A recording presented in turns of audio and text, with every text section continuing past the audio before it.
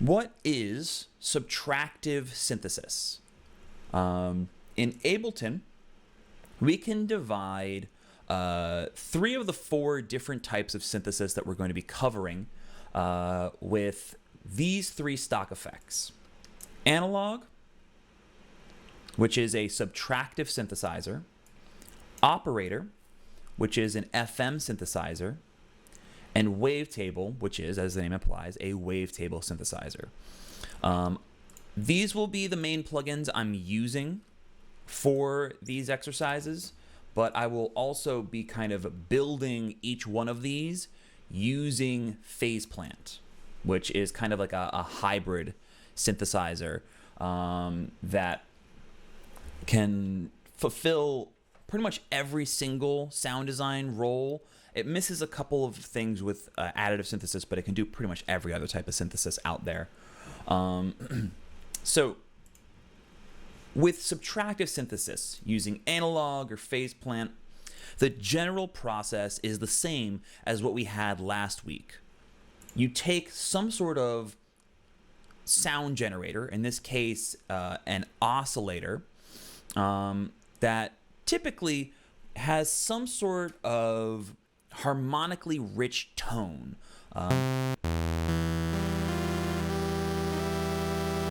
You get a lot of buzziness from this specific waveform.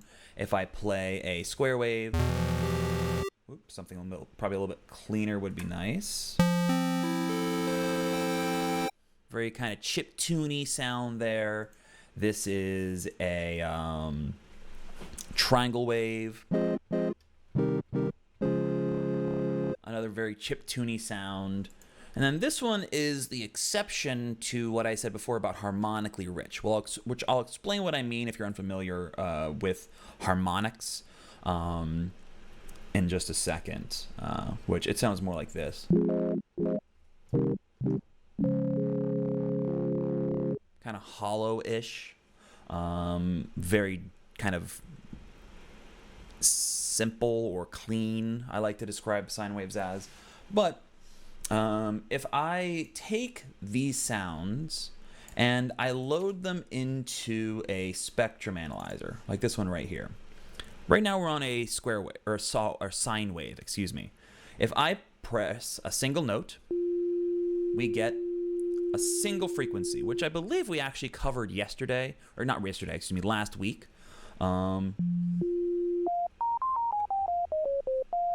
A sine wave is just a single frequency that resonates. If we contrast that with a triangle wave, you can see how the harmonically dense part of this equation comes in. We get that tone, that same tone we had before, but now we have all of these extra frequencies, almost like extra sine waves, which if you watched last week's video, I remember now, we did talk about sort of how if you use like a filter to hone in on each one of these, it'll sound just like you're going through each one of these, like that. Now watch what happens when I switch from a triangle wave to a square wave.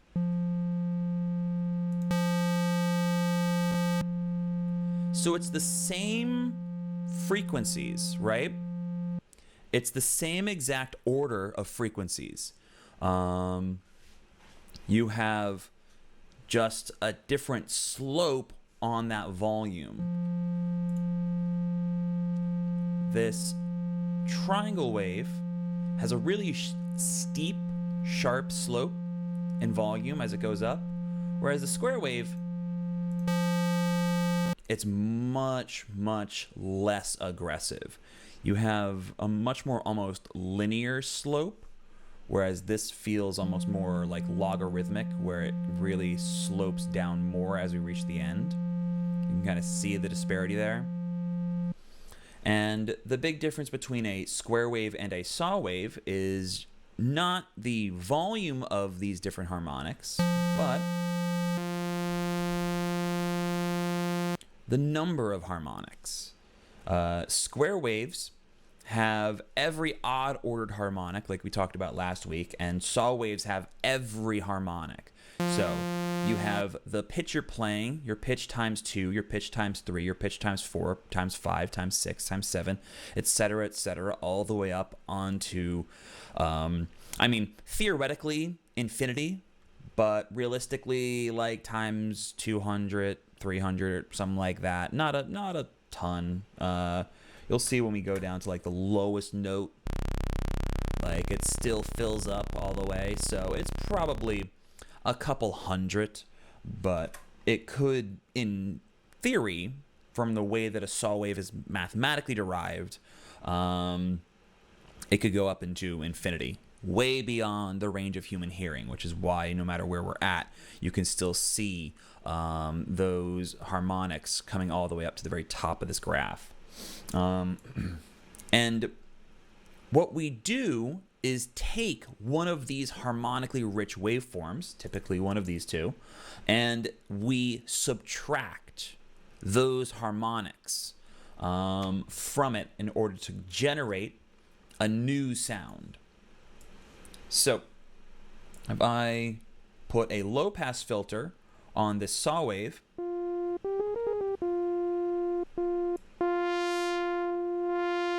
can hear how, similar to the square wave and the triangle wave, we're changing the slope of this range of harmonics. We're just sort of like making it more logarithmic rather than linear.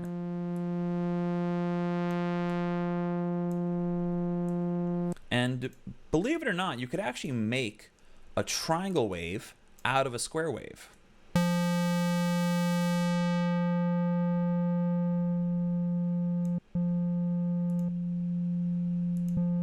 Just gotta go a little bit further.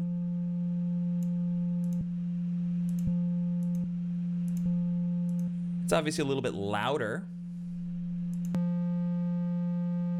but compare that with that, and it's essentially the same sort of sound.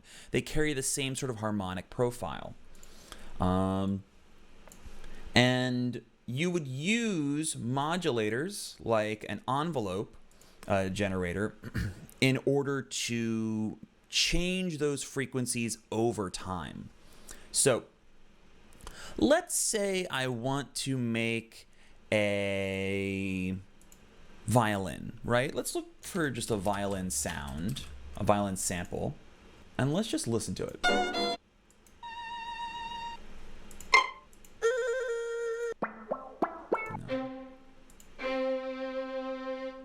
Yeah, so let's take this violin section. Let's do a solo violin.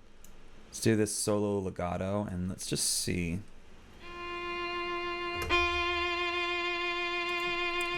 What does it look like, and what does it sound like? So it sounds very buzzy. It has kind of a vibrato effect. It has a pitch warble.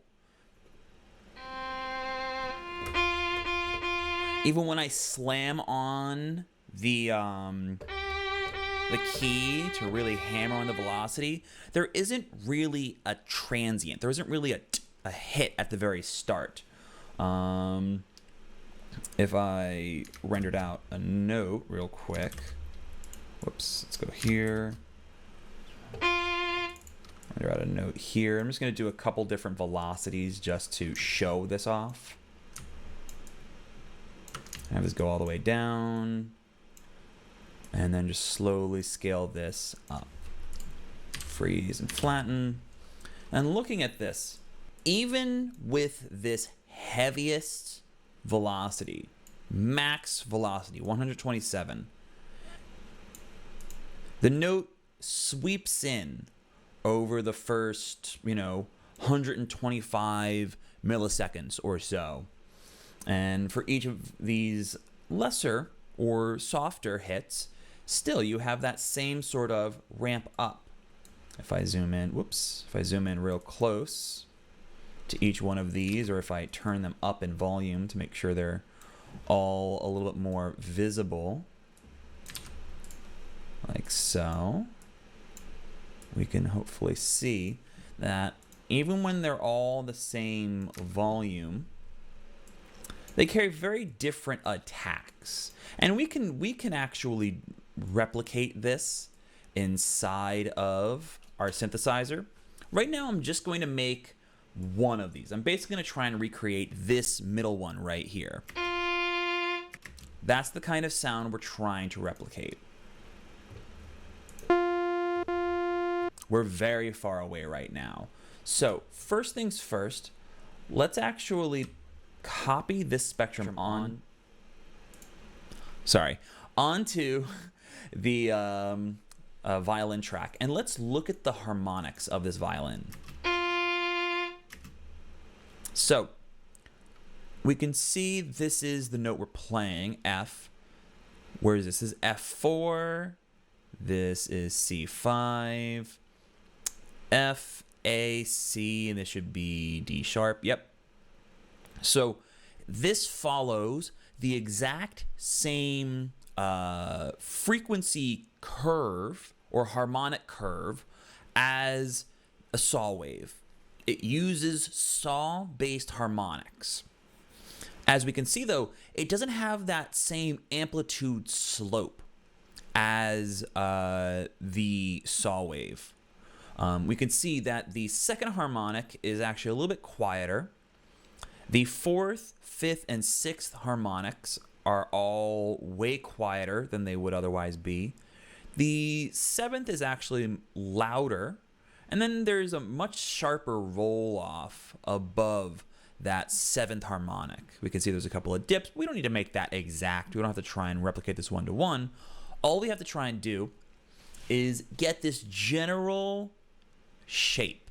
Now, I'm going to take a screenshot of this, and I want to show this off, because when you're trying to analyze, I've noticed I've never really explained this concept in too much detail before, like what I look at, how I'm really looking at this sound. I am not looking at each one of these individual harmonics like I pointed out. Really what I'm focusing on is this sort of general slope. That is really what I care about on this sound. To some extent, I care about this slope right here that leads up to it. But if I'm trying to understand how to replicate a sound, the two things I look at are this overall wave curve, not necessarily the individual harmonics. Obviously, there's a dip here that I'm not focusing on. There's some imperfections and imbalances here. There's a big dip right here. I don't really care about that. What I care about is what sort of filter shapes I need to create this. For example, this stuff right down here, we can actually ignore. I can actually just cut this off because I don't really need this low frequencies. If I'm trying to make a violin, I'm probably going to be cutting that stuff out, even from a recorded version. So if I'm trying to make it, might as well cut that out, not even include those frequencies. It'll happen by default just because of the generation of the waveform. It's not going to generate frequencies lower than this, which is why I was saying, like, this doesn't really matter. This one, we can pretty much ignore everything before here. This is really where our sound is starting. And this is going to shift based on which note we're playing. As we get lower, this whole thing will shift down. I'll show you what I mean as we get back to the actual synthesizer. But we're going to have a low-pass filter for sure that is going to sit right around this seventh harmonic. I'm playing the F above middle C on the keyboard. This is right here, that F. So relative to that, which is at about 300 hertz or so, this one looks to be at about 2.3, 2.5 kilohertz, 1K, 2K, 3K would be these dividing lines, so about 2.5 kilohertz. And then it's a pretty steep roll off. It's not a smooth slope. And I'll show you the different filter slopes as we get into it so you can see why that matters. But then we have a couple of divots, one right before the low pass filter and one right after our fundamental frequency. So now that we have the two basic building blocks for the harmonic structure of this sound, we can start to do subtractive synthesis and sculpt that wave. So first thing I want to do is figure out where this goes. So right now, I want this to be, let's examine about 2.5K, I said, right?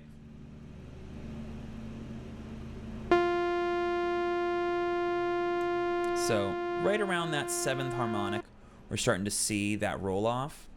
But as you can see, it's nowhere near as sharp as this one. Much sharper roll off right there. So what I want to do is I want to start changing the slope of this filter.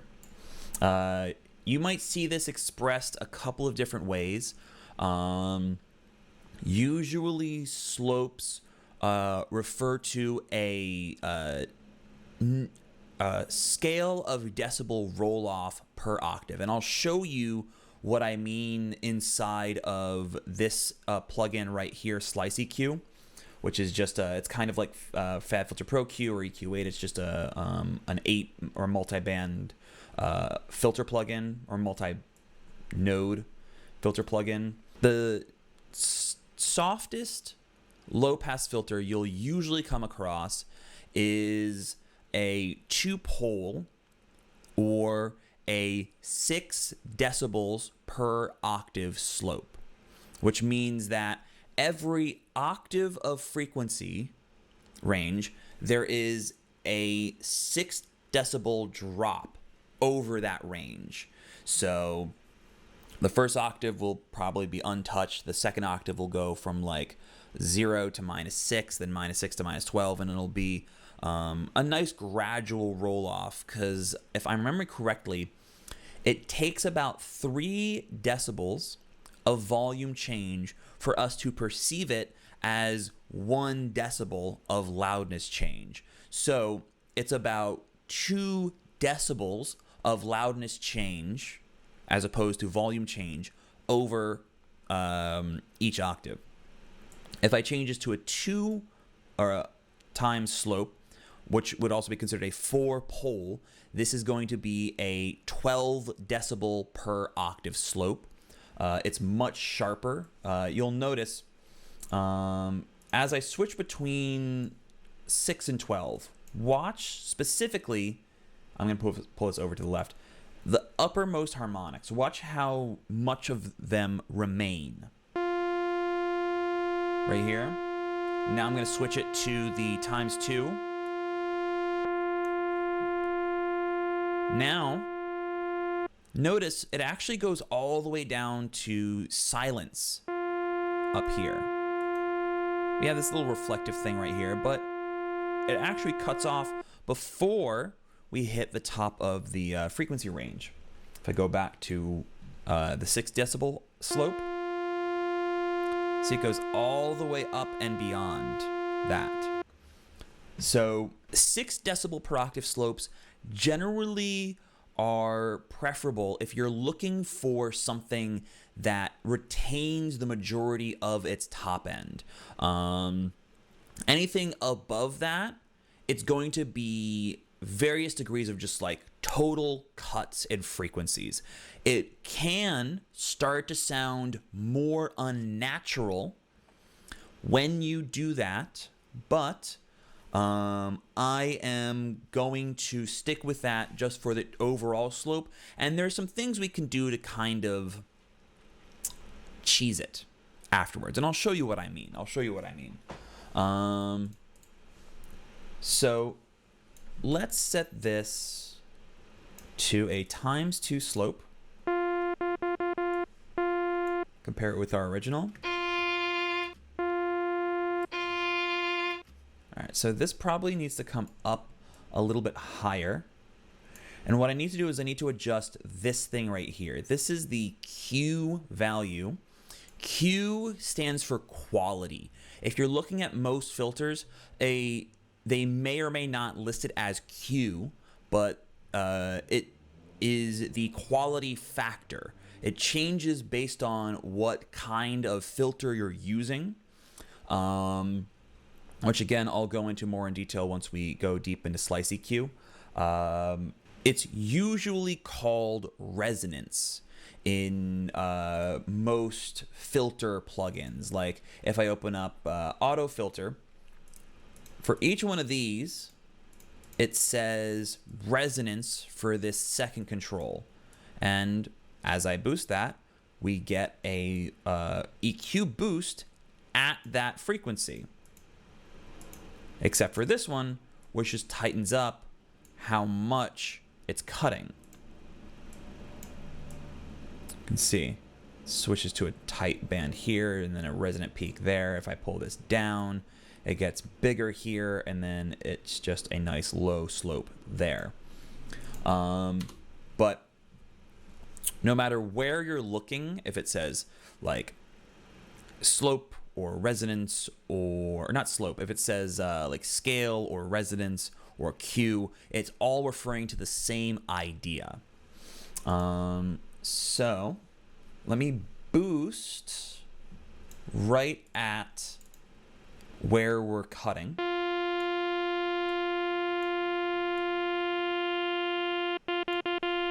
One, two, three, four, five, six, seven. So we're a little bit high. Let's post that right there. And now we're already starting to see the overall shape emerge, right? Because that seventh harmonic, if we go back to the violin sample, is actually just about at the same volume as our lowest harmonic. The only other one we'd actually want to boost is this third. And then if I do like a total comparison on the master between this one, whoops, let me actually set this here. Okay. Try that again.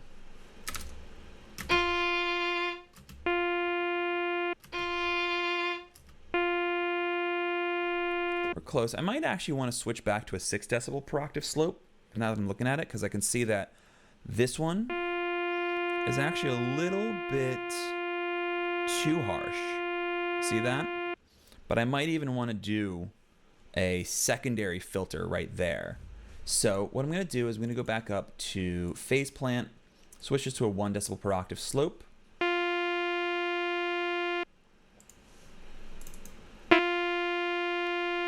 looking much closer. And then if we look at here, where is it cut? It has a really sharp cut above 12 kilohertz. So let's grab a second filter. I'm just going to add one right here. And pull this up to 12 or so.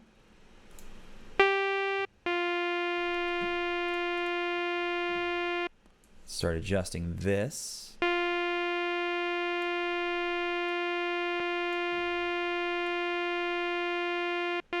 You can see by adding them together, we actually get almost like an exponential effect. Watch.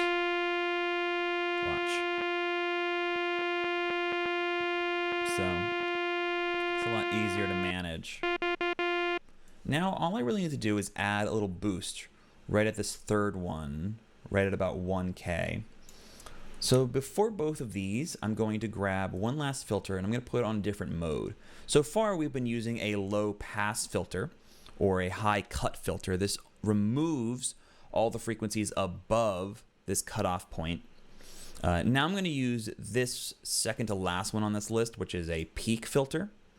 And this just gives you a little tiny frequency cut or boost right at that value. I'm going to set this right to about 1K.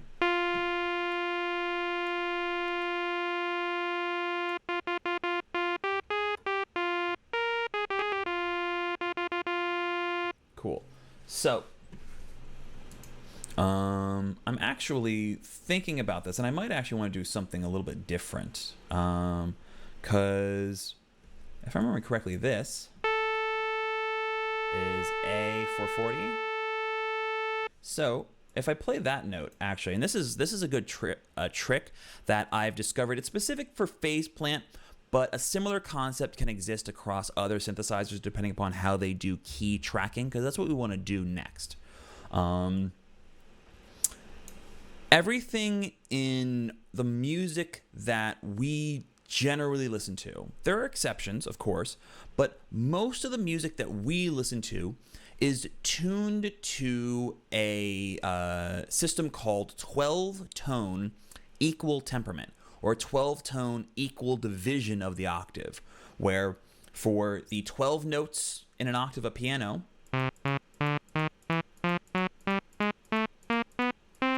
these 12 notes between C and this C,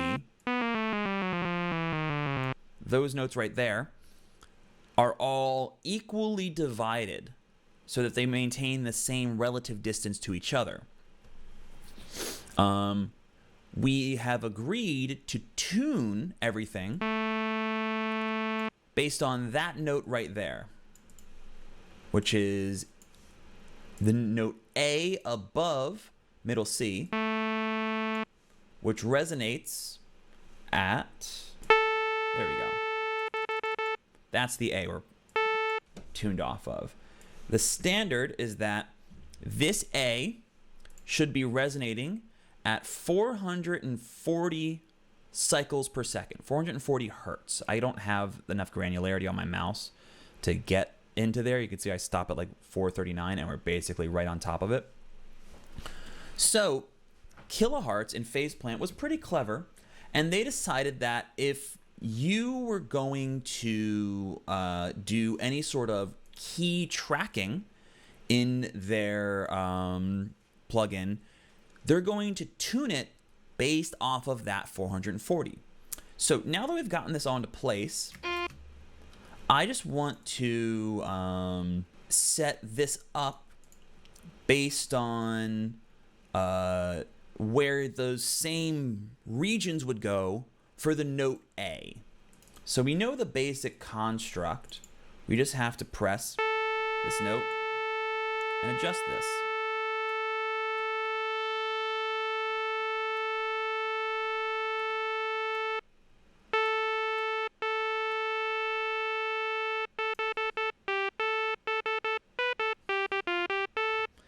And now, if I go in here and I set a note modulator, modulators are things that allow you to kind of control parameters without having to actually move them with your mouse or with any MIDI controller. I'm going to attach this to the cutoff here, to the cutoff here, to the cutoff here. Now, no matter which note I play,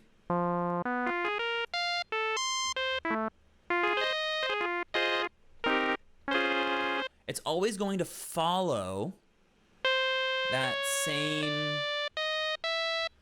kind of what we would call a formant, which is the actual individual volumes of the harmonics as compared against this pure saw wave.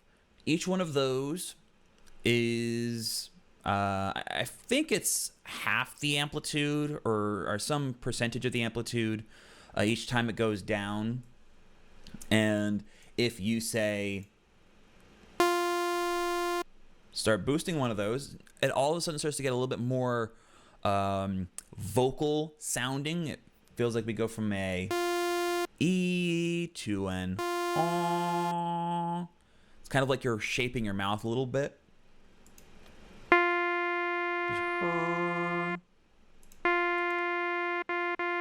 This is barely doing anything to it, just kind of cleaning up this top end a little bit. Compare that to our violin.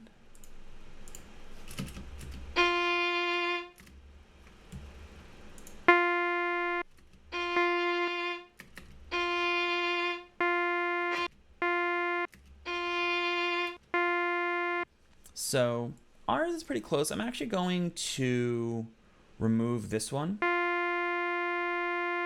And I'm going to do something weird here. We're actually going to add in another saw wave. Because it sounds like we're missing some frequencies up near the top. So I'm going to layer in a saw wave and some white noise. It's really quiet. That's going to help bring in, if we look at the violin,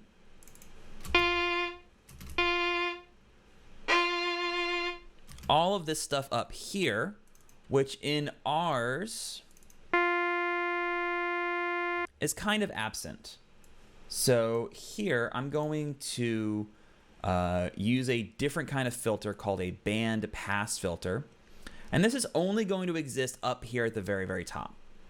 It's only going to be at the very top of the waveform. I'm going to put this out.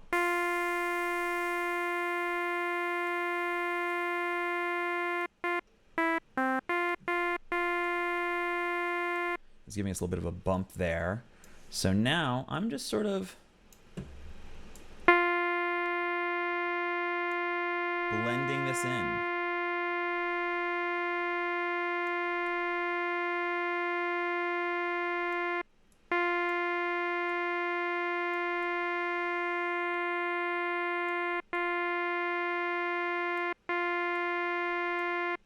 Maybe even a high pass filter.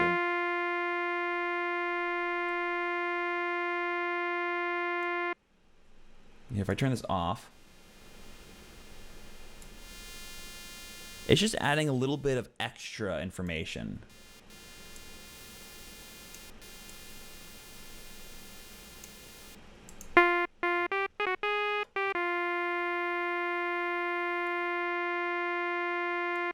And that just helps kind of add just a little bit of air, makes it feel a little bit more like a real violin. So now there's a big problem between what we have and what this violin sounds like. If I play that same note and then I record it out, let's look at the two different waveforms. Whoops.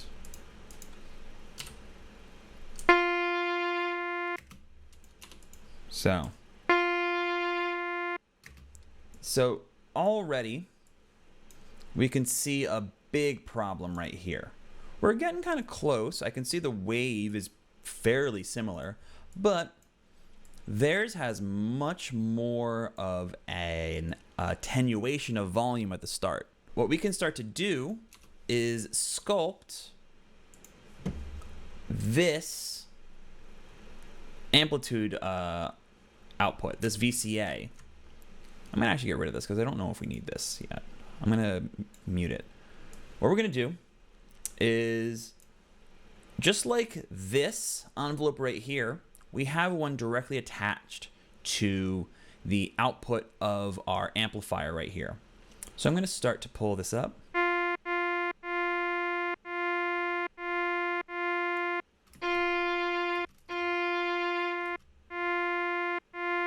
All right, so that seems to be working. Let's get rid of this for now. So if you hear that, it has much more of an attack.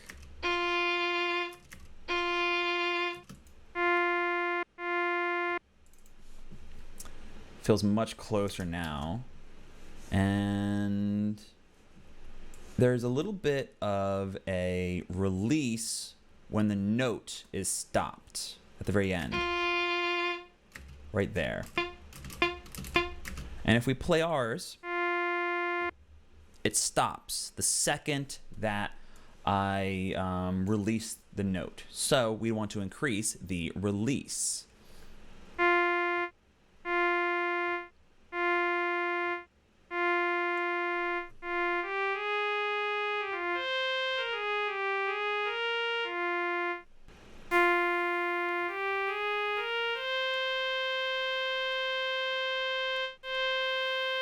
It doesn't really add much of value here.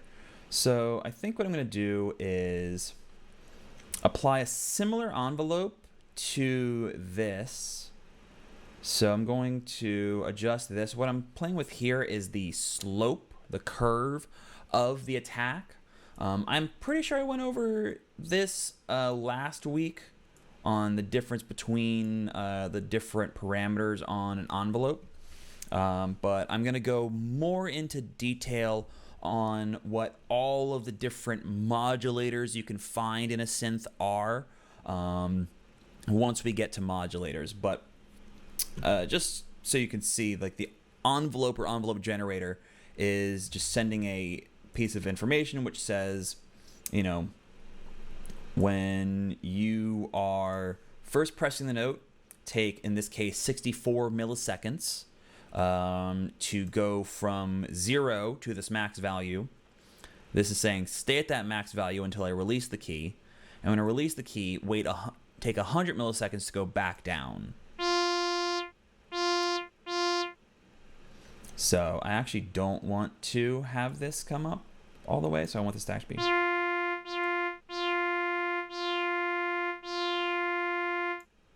Because now this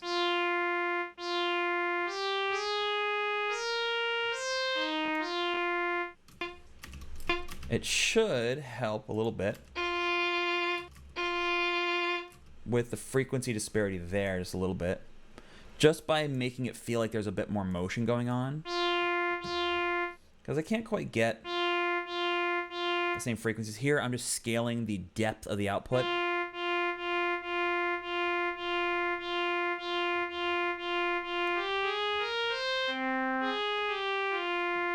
Now we're really starting to get something that feels closer to a violin.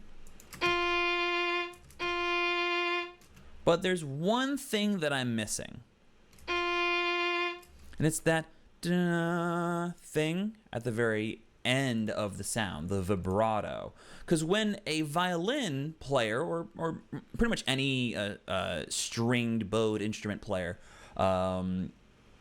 when they're playing a note, they don't just like put their finger on the point and play it, because that's honestly really hard to nail perfectly every single time. So kind of a way to help mask imperfections and a way to give the sound more expressiveness is to give it a very slight pitch warble. Which is that kind of thing you hear, and it's why opera singers always sound really wild, because they have that huge range of how far they're swinging their vocal cords for their notes. And it's why this sounds all right, but it doesn't quite sound like a violin. If I grab an LFO, put it on a sine wave, speed it up a little bit, I'm just kind of matching my voice with what I'm seeing here. And then there's a few ways we can do this. One way would be to attach it to the master pitch. I'm going to set this to 1 semitone. We're not going to go that far, but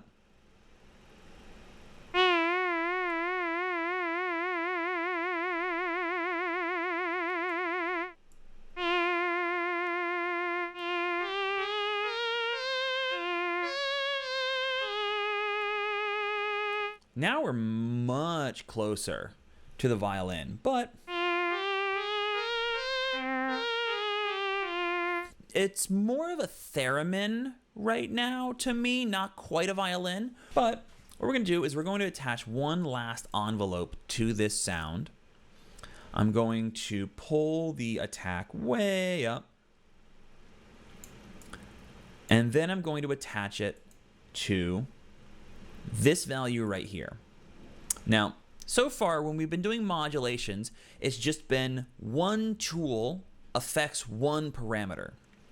This right here, this allows us to scale the output of this effect on this parameter based on this value. We are now doing some types of cross modulation. Now, if I pull this all the way up to like 1.5 seconds, 2 seconds, it takes 2 seconds for that vibrato effect to really come in. I'm going to pull it down probably to about 2/3 of a second.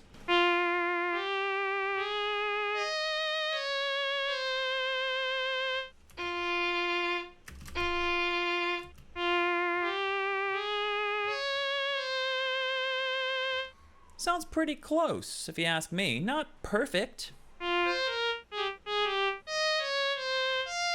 because there's limitations to how far you can go with subtractive synthesis, especially when you are trying to teach the concept as I'm doing here. But, you know, put a little reverb on it.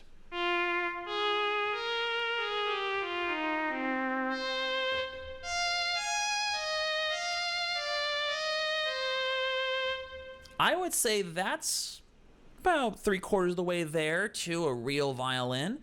It sounds good enough that I could write music with it.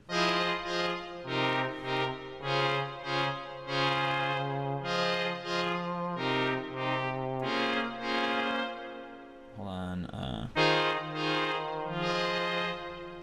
And everything else in subtractive synthesis is some kind of variation on this practice. You take a oscillator, generally with a very harmonically rich waveform, a saw wave, a square wave, or a pulse wave, which you can modulate the pulse width of.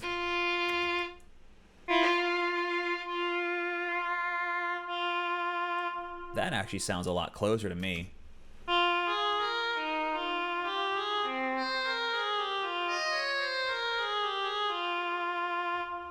What's funny is that actually sounds a lot closer, because pulse square waves start to generate saw wave harmonics, because it's just the pure square wave right here that only generates square tones. You could definitely get closer with a little bit of distortion.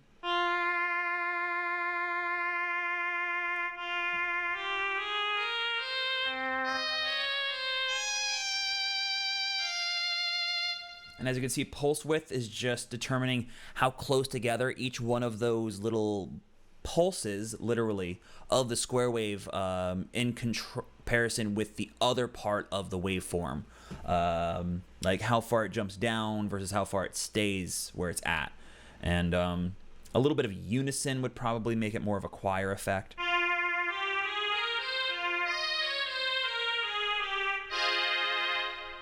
And that gets a little bit too synthetic for me, but to me, that sounds kind of like a stringed instrument. And even if it's not perfect, it's good enough for synthwave. You could put this in the background of a synthwave song, and it would be great. Now, what I'm going to do is we've built this from scratch. We took every single component of this sound and we chose how it would work. Most synthesizers don't operate like Phaseplant. Phaseplant is a semi-modular synthesizer, which means you can modularly, each individual module, you can put together to create your custom synthesizer, so to speak.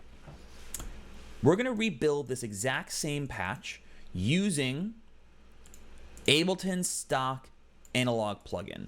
It won't be exact. We might need to do some stuff in post-processing, but I think we could get there.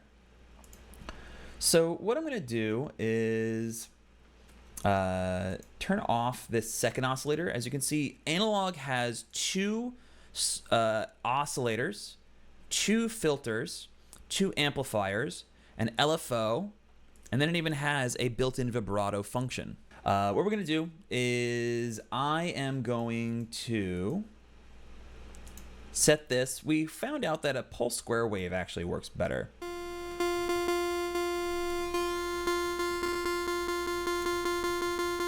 I'm going to take that.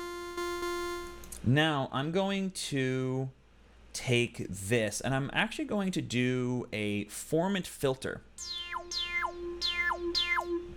This has an envelope to it, doesn't it? Yes. So this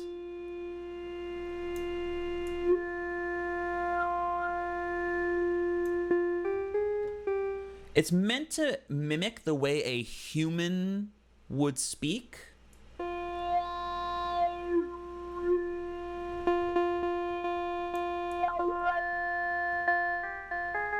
But as we saw, some of these are not too dissimilar.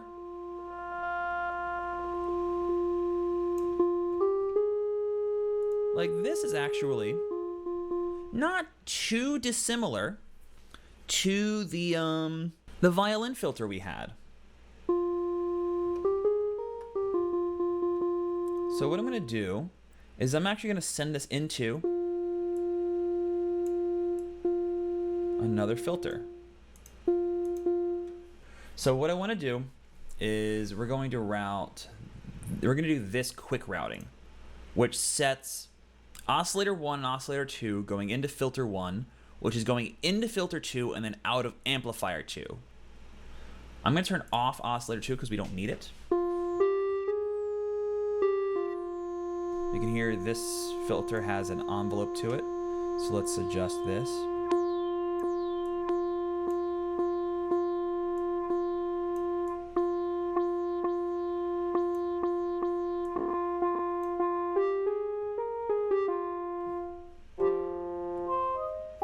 The other thing I need to do actually is key track these filters. That's what I'm going to do first.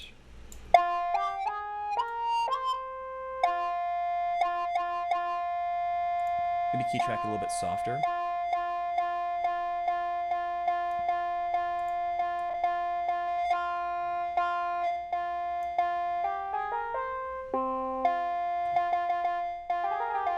Cool. So now we can start to sculpt the attack of the actual amplifier.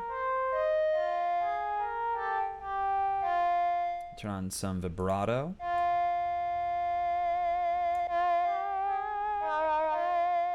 And just add in some attack to it.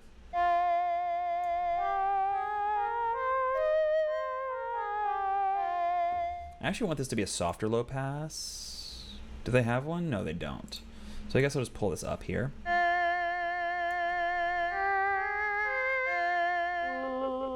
It's a little bit too vocally here, so I'm actually going to make this a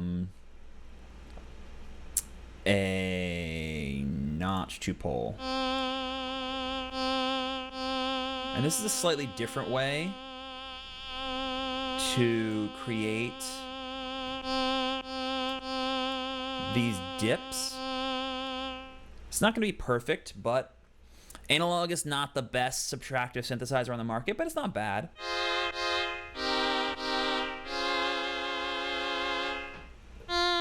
This looks generally like a violin. It's obviously not perfect. One thing I might actually do is I might layer in a sine wave on the fundamental. Yeah. To make it a little bit louder.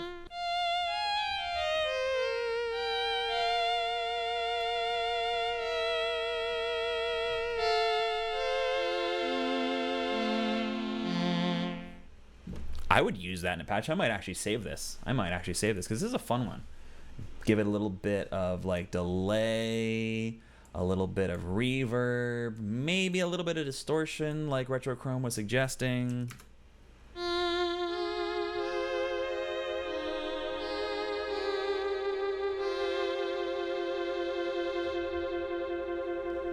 That's not bad. Yeah, like it sounds like it's like from a video game, right? And that's one of the things with subtractive synthesis. You can spend hours to make it sound perfect. You could spend less time making it sound what I would consider quote unquote good enough. Rather than doing that, people realized we can do more with these oscillators rather than starting with these kind of complex waveforms. They have a very rigid set of harmonic structures to them. What if we started with simple waveforms like that sine wave I added in at the end here to beef up that lowest frequency so that it sounded more like a violin? And we started to cross-modulate those oscillators together at different ratios of harmonics and see what that does. I'll give you a hint. It sounds something like this.